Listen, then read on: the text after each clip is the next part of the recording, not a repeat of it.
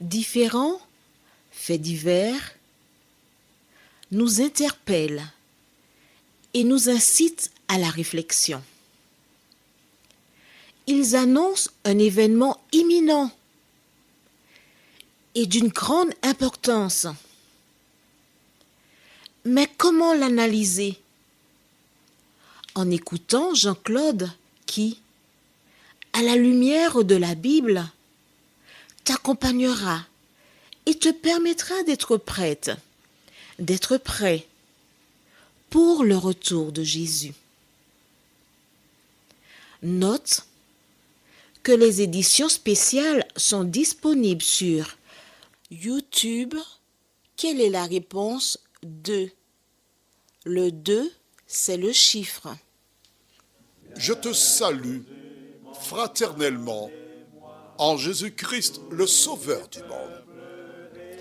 C'est Jean-Claude qui partage avec toi cette nouvelle série qui s'intitule « Découvrir la vérité ».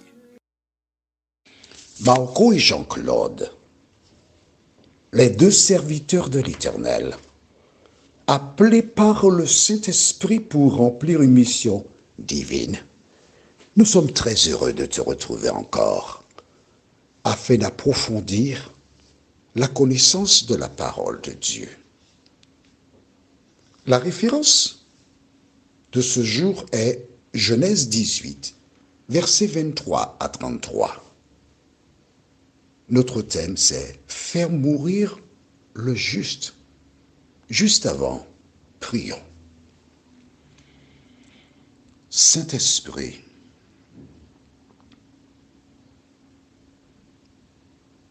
l'autre consolateur, dont la mission consiste à nous conduire dans toute la vérité. Nous tournons une fois de plus nos regards vers toi. Et à travers cette prière, en nous appuyant sur Romains 8, versets 26 et 27, nous savons non seulement que tu intercèdes en notre faveur, mais tu nous permettras de recevoir ce qui nous est utile et nécessaire. Notre Dieu, daigne incliner nos cœurs afin que nous puissions te servir avec un cœur sans partage et que nous puissions bien comprendre ce que nous étudierons maintenant. Nous t'avons prié au nom de Jésus et pour ta gloire éternelle. Amen. Rappelle-toi, lors d'un échange entre Dieu et Abraham, il a rappelé la raison pour laquelle il avait sélectionné ce dernier. Pourquoi? Parce que Dieu qui connaît tout, qui sait tout, il savait qu'Abraham était en mesure de réaliser le projet. Quel projet? Je voudrais relire avec toi ce que Dieu déclara à cet homme dans Genèse 18, verset 19. Et qui que tu sois, femme seule ou un couple, homme et femme, voilà ce que Dieu attend de toi. Car je l'ai choisi afin qu'il ordonne à ses fils et à sa maison après lui de garder la voie de l'Éternel en pratiquant la droiture et la justice, et qu'ainsi l'Éternel accomplisse en faveur d'Abraham les promesses qu'il lui a faites. Est-ce que tu vois que Dieu demande à Abraham de pratiquer la droiture, ce qui est juste, ce qui est bon. Et depuis ce moment, jusqu'à l'avènement de Jésus, jusqu'à ce qu'il vienne sur terre, c'est ça le message. Israël, les descendants d'Abraham, avaient pour mission de représenter Dieu sur terre. Et quand je dis représenter, présenter le caractère de l'Éternel. Voilà donc pourquoi Dieu ira vers Abraham et lui dit, cacherai-je à Abraham ce que je ferai? Je te dirai ce que je ferai. Et nous avons noté ensemble ce que Dieu a dit au verset 20. Et l'Éternel dit, le cri contre Sodome et Gomorrhe s'est accru et leur péché est énorme. C'est pourquoi je vais descendre et je verrai s'ils ont agi entièrement selon le bruit venu jusqu'à moi. Et si cela n'est pas, je le saurai. Alors, nous lisons la référence à partir du verset 23 aujourd'hui.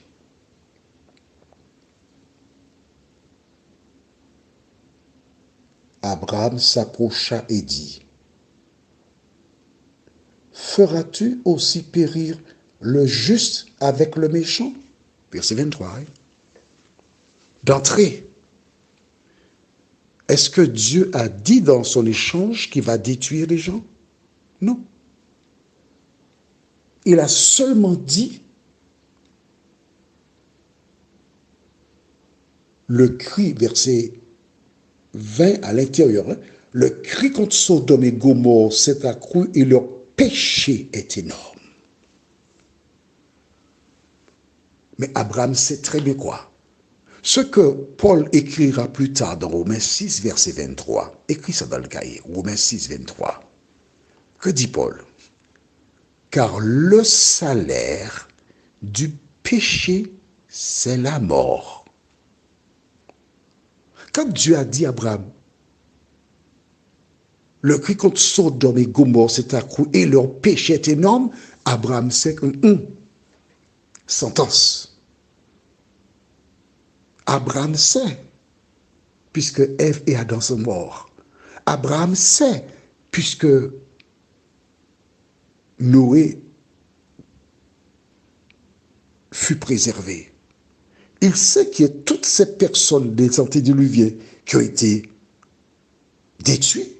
Ces personnes, c'est parce qu'elles avaient péché. Alors il commence timidement en disant à Dieu, mais feras-tu périr? Parce que là, il y a sentence. Hein? Qui? Le juste avec le méchant. Donc tu vois, il y a deux catégories.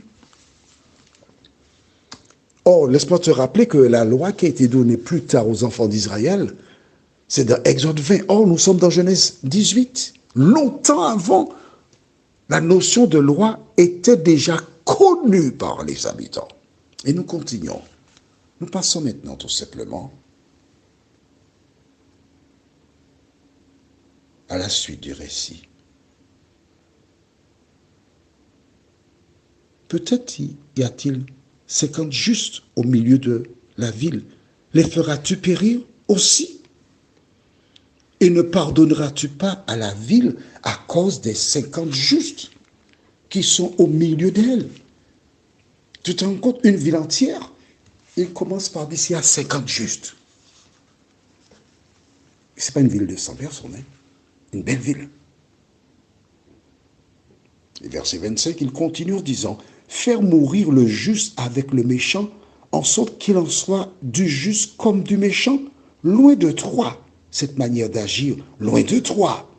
Celui qui juge toute la terre, n'exercera-t-il pas la justice? Tu vois? La notion de juste et méchant n'existe pas seulement à partir de quelques années, non? Depuis du temps d'Abraham. Et Abraham est en train de te dire que c'est lui, Dieu, qui juge toute la terre. verset 26. Et l'Éternel dit, si je trouve dans Sodome 50 justes au milieu de la ville, je pardonnerai à toute la ville à cause d'eux. À toute la ville. Ça veut dire qu'il y avait beaucoup plus que 50 personnes. Je pardonnerai.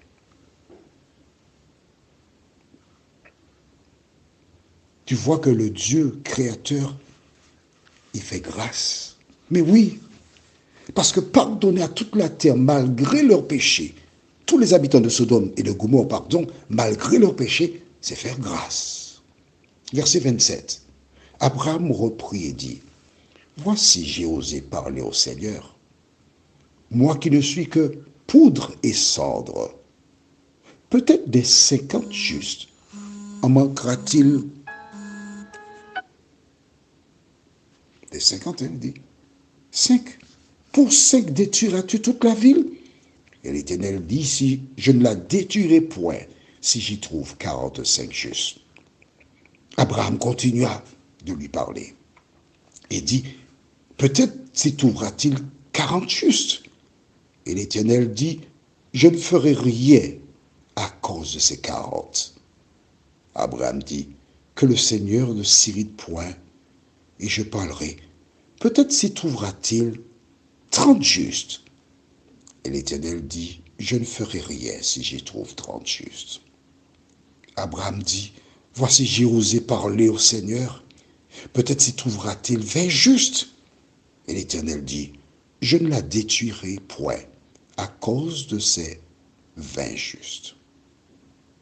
Abraham dit, que le Seigneur ne s'irrite point, et je ne parlerai plus que cette fois. Peut-être s'y trouvera-t-il 10 justes. Et l'Éternel dit, je ne la détruirai point à cause de ces 10 justes. L'Éternel s'en alla lorsqu'il eut achevé de parler à Abraham, et Abraham retourna dans sa tente. Il a commencé par 50, ensuite 45, 40, 30, 20, 10. Il s'est arrêté à 10. Et Dieu a dit quoi? Je ne détruirai pas à cause de ces 10 justes. Pourquoi s'est-il arrêté à 10? Est-ce que tu vois comment Dieu est miséricordieux? Qu'a-t-il fait là? Il a fait grâce. C'est seulement 10 sur toute la ville, un petit reste. Tu vois que c'est encore un petit reste. Je te dirai maintenant pourquoi il s'est arrêté à 10. Dans Sodome se trouve Lot, le neveu d'Abraham, qui est marié, il a une épouse, ça fait 2 personnes. Ils ont dans leur maison 2 filles vierges, non mariées, ça fait un total de 4.